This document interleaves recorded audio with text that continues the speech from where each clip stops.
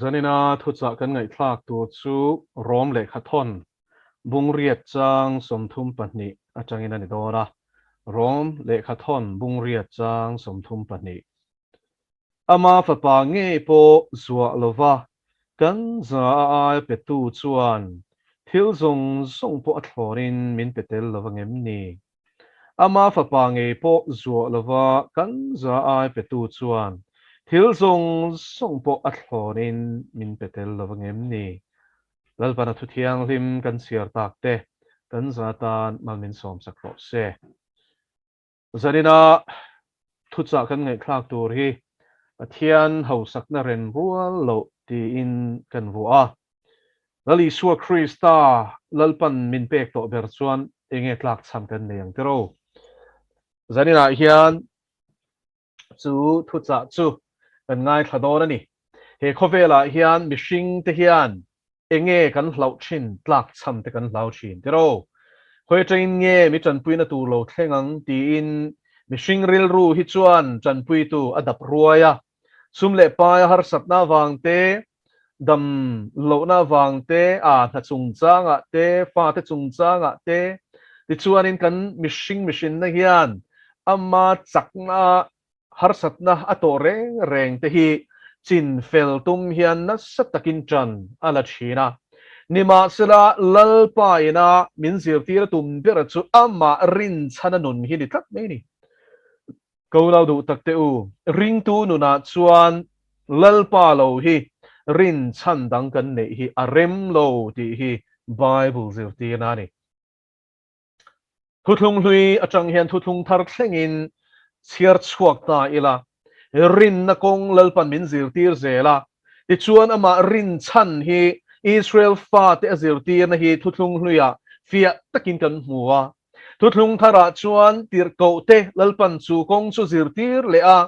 chu rin na chu tharau thiang lim zara chuan nein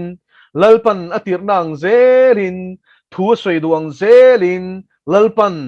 ko shan te kha kai shwai chen ani ti tir ko te thil ti atangin kan hmu theya tharau thiang limin en tinan voi khat chu chong ngeya an chong chai lain pola le sila chu atana pola le barnaba kan sei swal chu pola le barnaba chu atana ser shang turin tharau thiang limin an chong chai lai khana shia tir ni tir ko te thil ti bung som pathuma chu thu chu kan hmuwa ti chuan zirti te chuan pola le barnaba chu lalpan antana rongbol na aruat sak thok turin an ser shang top mai ni ti chuan ko shan te kha tharau thiang hlim shuain an lo om thin ani chu an kal na tur te po kha lalpan angai to sak feka entinan te ko pola te kha Asia raman lu an tum khanin wai khat chu tharau thiang hlimin rem ti tlat lo ani tero Asia raman lu an tum lai khan zara mumang lama chuanin Macedonia mi chuanin min ron chan pui ro aron ti ni ta chuan chu mumang chu lalpa thu cha ni ti kha she thiam tur khopin pathian du zong ti turin pathian an ring ti na ni chu ko nau du tak teu ring ti om zia chu mo in ngat ani sap chong takin trust ani irin zong ani em lalpa hi zanina hian chu lai chu chai pui cha ka du ni pathian rin om zia kan shit lo wang hian kan ring ngam thin lo ani pathian rin om zia she tura kan dai ngam lo awang hian arin om zia kan tem lowa chu chuan kan nun hi ti doi zepa lo na te rin hlel na te chu chuan aron ti piang chin ani tero ko nau du tak teu chu tiang tur ani lo ve thil mu thei te ni lovin thil mu thei lo te clearin kan kal ti hi bible na kong min ko mu chu ani a chu chu korin thon hi na bunga chang saria ain zia ka ni thil mu thei te hi rin angai shan lo entinan tu na lalpan arong bol turin na ko ta chea bank account ta khanin sum nga tok ta la khoi muna polal pana kal na tura atia pia nga ramdang po ni sela in to del em ta la pathian irin chan tur kha om reng reng lo ni tro in nei lom i lei the lom ni ma selang ni nei lo chia khan lalpa irin chanangai ta ni tro ka una chu tiam bokin lalpan ti dam lo te chunga kut ngata ti dam turin adu chia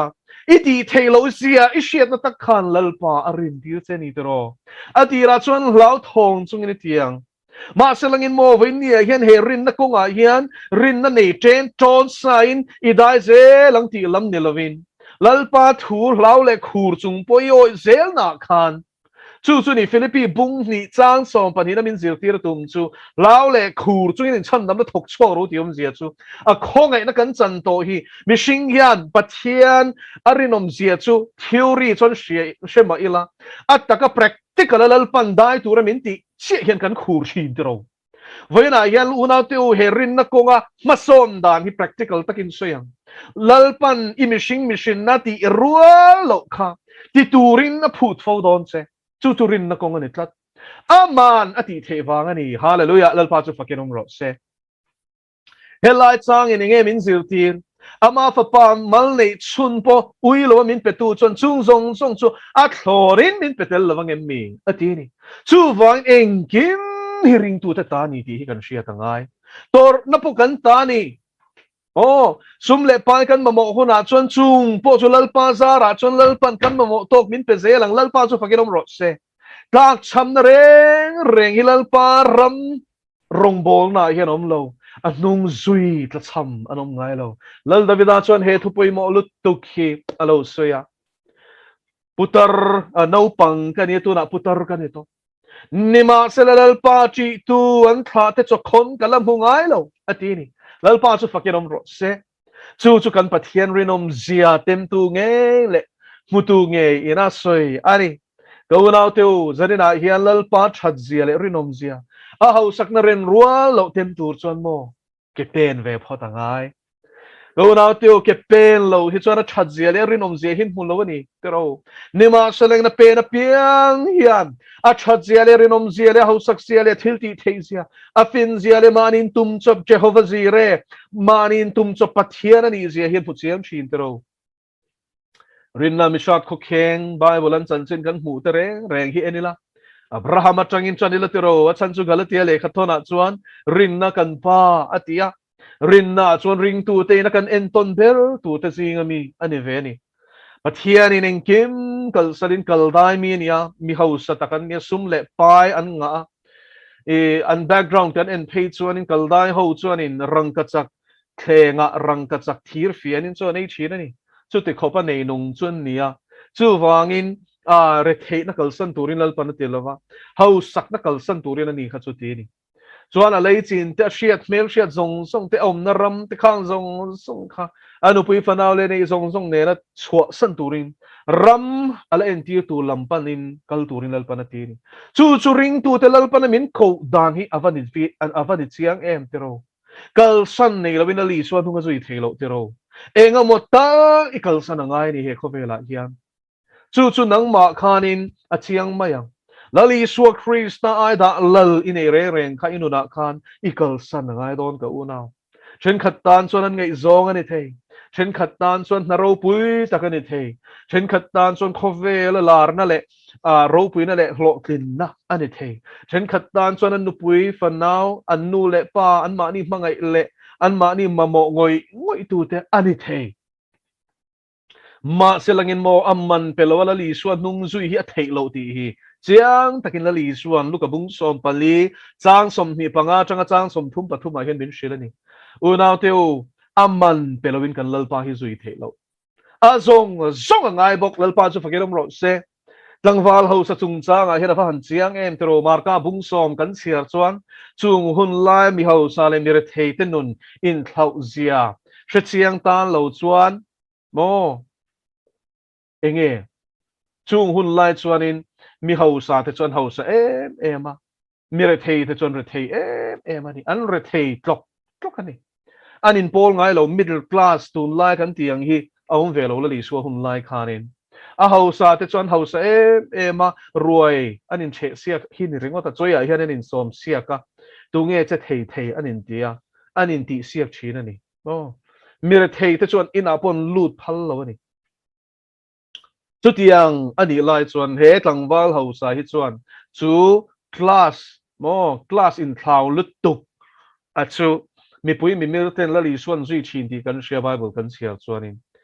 ama mo na sang lu tu khala li suan he ra khanin mi zong ma marka bung so na min shildan phe chuanin lali suam ma ron ching chirupa je ti tu cha tu na nun na ka nei the na nge ka tiang ron ti ni tro khatiang ta ka tui hal te chu tro tun lai chana a member zong ta reng ring thar tur i so zirti tura zirti ni tura siam tum reng zong ta chuan mo seeker sensitive an tia chu tiang chuan he tiang te chu local an ti main tro ma se la li so na ti vem ti lo thu pek te chu shia lo mo i inu le pa thu oi ro ti te chuan tual that chu uire su khang zong kha thu som pe ka mi tam tak kha shila tin hun dang mi por shila ni chu ta chuan chung chu no pang te kanin ka nia tangin ka zom to lo ma ti chu chuan in an ni na atnam a shila zuda tlangwal zuda no pang fel tak ani ti shia ta a chan chu zuda in chung khura chuan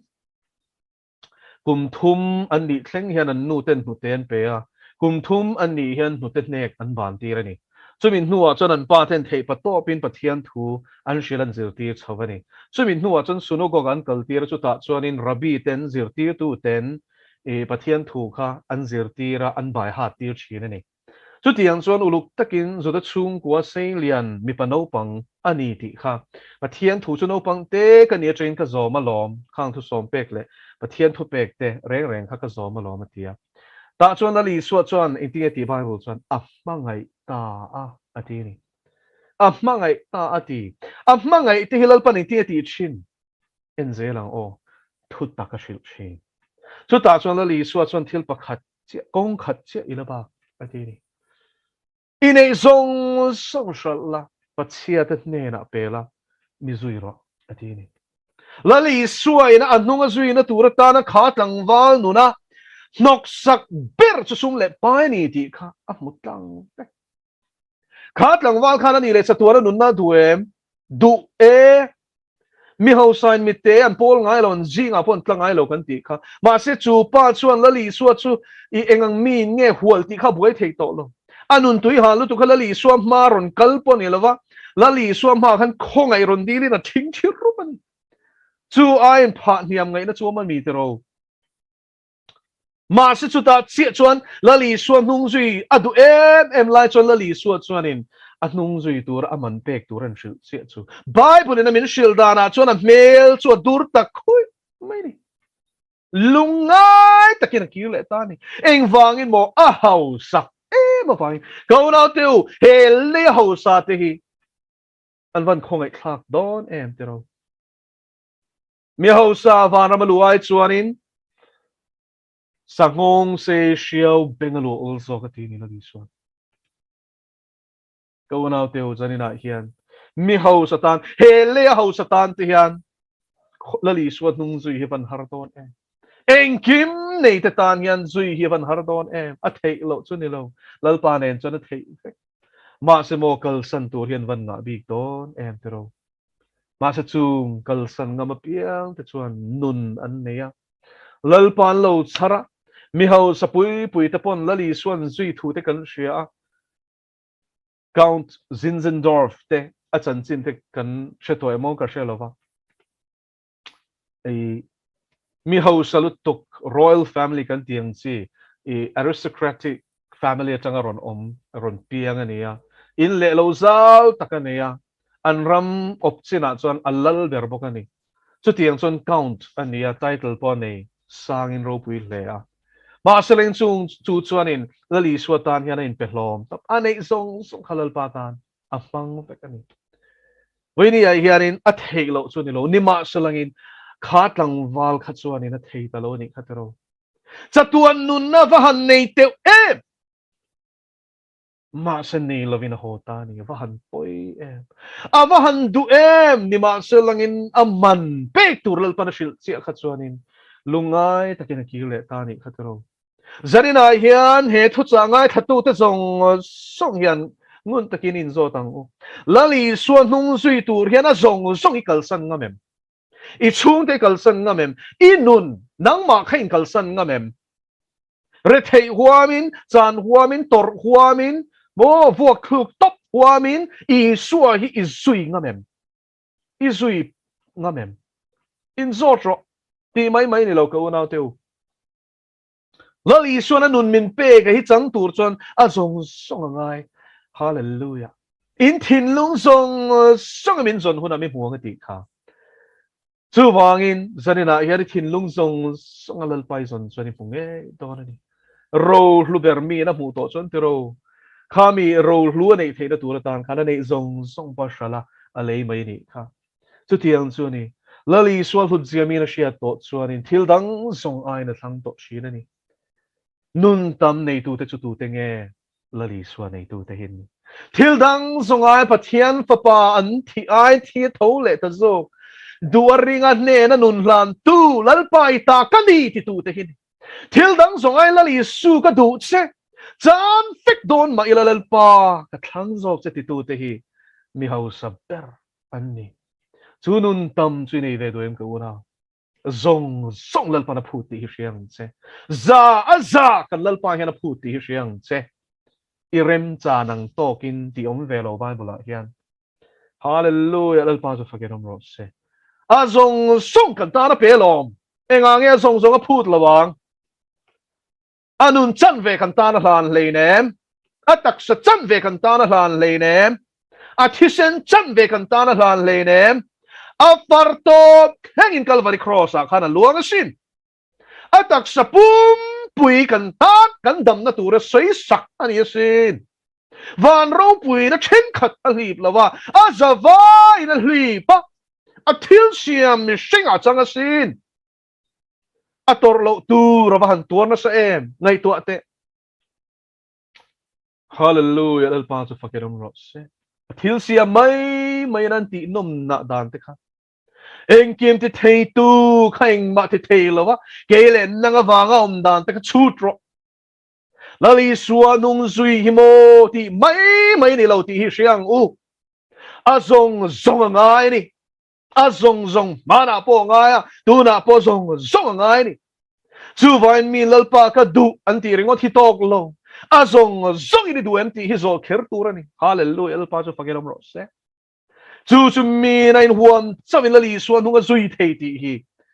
lali suwa zir tir na ni ong ka zima chuan lu tum sham ro ka shila cheu mitam takin luan tu mga lu thei si lo mga ti ni eng tinge lalpan at narem mi lalpan na tikhir khanem mi nilo anung sui tur chuan mo eng kim kal sana ngai lo lali suwa kan nuna lal ber ngai ber angai ve a thei lo ve a thei lo alal ber ngai lal pa chu fakinom ro se chu vai kan nuna lali suwa krista lal ber chuan ring tu kan ni ni chu ni ka unau ring tu ni om zia chu a chan chuan hne na kanin pumpek lo chuan ama za kanin hnat lo za in hnat lo chuan ama chak nain thil ti le keu don ani tro chu vain zako papo chak lutuka ama chak nain pathian kha bua namal in som tir tuma nima usani lalpain a chak na lai beramal pui ru chuk to lai chu khoi pel saka akelo bai len tani kha chu ta chuan zako pa mit chak bum na mangle nasat taka fatir malsom na po hallelujah lo chu tu khalal painan buanan khoi pel sol nuwa chuan Israel apiang ang chi hian Calvary cross ken be na nuna hian chin ral hi ke le nang hi kan van ngai te lu entero minun boy puisu inun boy puiro inun ala li suwa ala la tur chuan mo anok per ka silang che o kap mangai wang chen nang ma khai ni lali suwa lal na dal tulian ber shidu mo nang ma khai ni i thenom pa ni lo i fa ten ni lo i pasala ni lo i nu pui ni lo nang ma khai nok ber chu nang ma chu cross a ken de turin pero le hallelujah lal pan chu fakedom ro se Korinthon ni na bunga chang som pania chuan helai thu hi moi taka chop chuan ni Krista mangai na chuan min tir lu ni heti hian kan ngai to mi zong thi ai mi pakhat athia chu wangin mi zong chuan thi ni i hriamo i suwa hi ta na thi ni rengot lo mo i suan ne na khan nang poi thive to hallelujah lal pa chu pakenom ro se thitu rain pe phal silo nung de reu mo avahan dok em ral tu ral pan ne rain pumpe ka ngai ka unau chu chun nun na nei ranom chuna ni chatuan nun na nei du mo nun nei tur chuan mo thi ve phatangai ni o tho le da masalawa cross a masati siang che chu cross chin ral tu rain pe pum hlum chuan i suwa hi nang ma hian nung pum hlum veng lal pa chu fakenom ro se chumi nuwa chuanin kangai dan kadu dan aleng to lawa lalpa thu soiro ichia loin kangai thlai ani to so kani lalpa ho sak na chu sutiang mi chuan alo chen to a lalpan atirna chuan atula ni chuan motor pe a atula ni chuan chakna pe me ya ke kal the na turi hallelujah nima sa chung song kara chuan hlim takin akal to mai ni kau na tiu thara na training min pek lai pathian ro puinan kan thu soi ti fia turin soi ka duani tharau thiang limina min training lai thu oi min zir tir nge thu oi na kal min zir tir lai chuan zan daria ta te hian chuak ro min ti top khoilama nge ka shelo min shil si selo kaput bok hek lo min shwai sul ngai lo hallelujah chu vain lal pa thu lo thleng kan ti kan tla na ti kha ke ri ri na chang le tlan ro min ti ka tla na chang kal ro min ti kan kal le ne na puang ro min ti kan puang a chenin min lo deu so a chenin nui za fiam thu tho na min manga a chenin kal zel ro an ti zana ti ti khan kan kala kan tla na ta cho lalpan kan tum mun lalpan na shruai min tum na muna chuanin min shruai lu takau maya an lo ma bo em hello ni ani na hong em le hala jing dar khata ni on ina kan lu mi sing dar ngai tua chuan an va a mai mai em mi tlo hun pon ni le ne mi ina len hun pon ni le ne ni ma selamo lali suai kal ro min ti son kan kal mai tur ni lal pa so fakinom ro se ke ri ramin tlan ti lai ta khavan re em chumin nuwa lalpan min an duat sawa kapute a motora chuan na tur min pe ni rong bol na a motor kan chuang ho ti khan rong kan bol ho wa mi motor khala ti khan mi motor kan chuang zeu kan chuang nuam em a tuna chon pathian in ro puinan ke ma pual ngei motor te min an petani chu min tirna piang rang taka katlan zat the na turin kaunau te u lalpa hi achani tro kamamong zelin lalpan ti tur min pe ni ni ma salin motor min pe ngalo hallelujah ke kal min zil tir phota tlan angaya la tak tak kem tam tak ke ten min kal tira chung nuwa chuanin thu ka oi zel dolem ti min fia chumin nuwa chuan ama zelin ni hallelujah motor te po hi ka dil lo ka unaw te u lalpa zo kini du em miron ti mayasin ram le fel na kan zon chuan mo heng khovel thil mai hi chu lalpa hi house lu tuk min pe thei lalpa chu fakenom ro se ram le fel na zong ila du zong ti la a thu oi la mitir na hin kan se le la mira min soidan mai hi boy pui man kan ni lo i swa ke ma ni adung to kharabi na min shuayang zelo mai tur kan ni hallelujah lalpa chu fakenom ro se min shuai thon ngai lo voi khat phei chu kapute motor chuan na tur min pek to nu thilani chu kan in khom pui in khom bang hilal pa thuron thleng ta thut mai min shil lok ngai lo chang chuan le chu mi puna chuan zema bok baptist ko shan biak ina kal ro min ti ni chiang lu tukin thu thleng to silal thu kha ta chuan in he ta kan chuka kapi te ho kan thla man mo lu tu ka kalangai ti thu kha thleng ta ka shela ka pute po rang taken ani po khan motor khala shortcut theng berin kan tla na motor po khan chumi chum chuan ani van te po te po lpan min pu ti kan che chuan lo nan kong a khok rok si kan tlan na kha ti chuan in chumi kong kwa ri kong a chuan kan tla na ma selal pan min veng ani mo van te po te min ven ti ri eng ma tlak sam kan nei lo te ro chu a chul huna chuan lalpan chuan na tur min pe mai min veng turin van te ko te tir bok ti chuan a mun kan thenga an lo in khom me kan ni chu eng program ngen nei po ka shelo rin nakal su kha khani ka una ti chuan kan khenga lalpan thu soi tur min lo pe a crusade kan lo nei zo chia kha ko shana khan chumin nuwa chuan lalpan thu min soi ti chu kum tam tak nuwa chawani lalpa min tir chan kha ka hriat tu ta chuan nu pakhat chuan in ba na iron semo bo kai ron kal khaila hria ma te e o hria e khami chum khan I thu soya khan mo chu mi chu ain pu chua ka sin hallelujah lalpa chu fakirong ro se tharau bo pakhat tan khan lalpa min tir fang ani lal thu pe ka ban man mo em do na teu zani na hian mo alar lamani lo atam lamani lo engza nge ron lu ti ver hi boy pu ngai lo mo atita tak lalpa du tak tu pani khat ron lut sela chu va han tok em lalpa chu fakirong ro se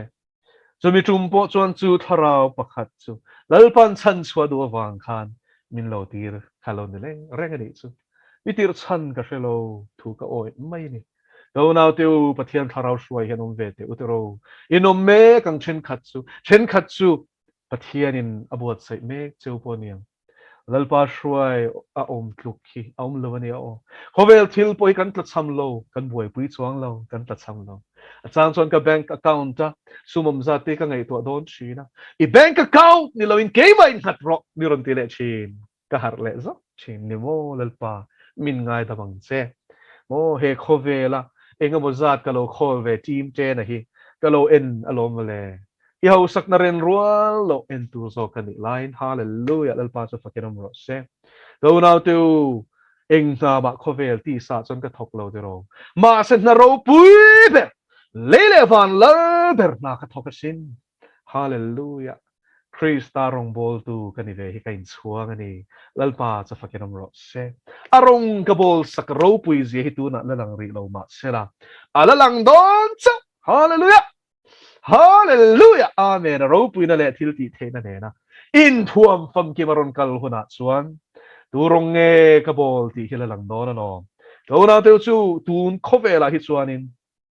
Mi mu sit te mi kam chetleu te kan hlong te ro. Hlo zel tur kan ni lo. Lung oi ta ka tor mai tur mal som hlau tur ni a. Lali suwa alom chuan to. Hallelujah. Lal pa su fakirong ro se. Go na teu tu nge ti lom kan tu ma kan sian to chuan. Hemi sing hui cross a ken be nia Krista ke mani nun to chuan mi te ti hian min ti boy to lova mi te min thir danin nun ti boy to lova lalpa kan chunga lom chuan kan lunga oi to sin chu nun tam lom ka una hallelujah mari so po lim ta kaminom tlei tu sin Sang pe chuan chian ka ma mo lo lu tuk te hi mi ka va ang lo em te ka intellect lek chin ma selangin apoy ka ti em lo chian han ti em tu ka nei mi lo sin ma sa chian chaber ka nei thunga azara chuan a mangai te chu ka u nau ten no ni re te ka mo u nau ten nu pui a enge nu te pa te u nau tam taklal pan na pe ang cheu ti kha ka she thiam ta krista zara ka u nau te karin pathian ring ve tu te ka zui la li so zui tu te hi ka chung ten lo ni re mai lo mo chung kwa ka van nei zau em thian circle ka van nei zau to em lal pa zara chu wangin zanina hian to now to cross thiro le thiro ti chuan I suan ang ma anunga Hena nung te chuan ma ni taran nun to lawan thi a thi tho le taran nun to zo na tu re na ni mi zong song thi ain a thi ni lalpan a thu kan soi tak te a thu tak kan soi tak te kan za ta man som sa cross se